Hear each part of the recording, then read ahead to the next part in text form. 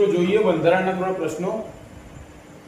તો પ્રશ્ન number 1, public પ્રોસિક્યુટરની નિમણૂક કોણ કરે છે? તો પબ્લિક પ્રોસિક્યુટરની નિમણૂક રાજ્ય સરકાર કરે છે.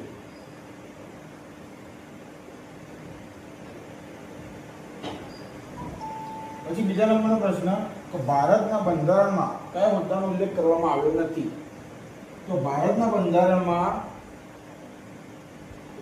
નાયબ મુખ્યમંત્રી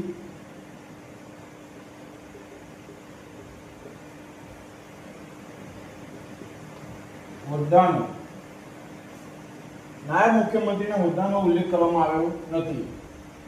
પછી પ્રશ્ન નંબર 3, રાષ્ટ્રપતિએ જાહેર કરેલો વટહુકમ સંસદ શરૂ થયા બાદ કેટલા સમયમાં મંજૂર થવો જરૂરી છે?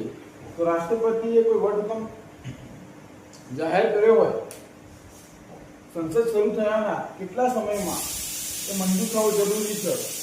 તો 6 અઠવાડિયામાં.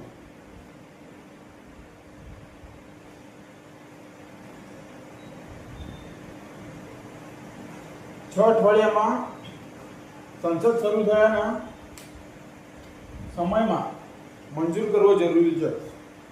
પછી ચોથા નંબરનો પ્રશ્ન, નાણાકીય કટોકટી કોણ જાહેર કરી શકે છે? તો નાણાકીય કટોકટી કોણ જાહેર કરી શકે છે એ તમારે મને કોમેન્ટમાં જણાવવાનું છે.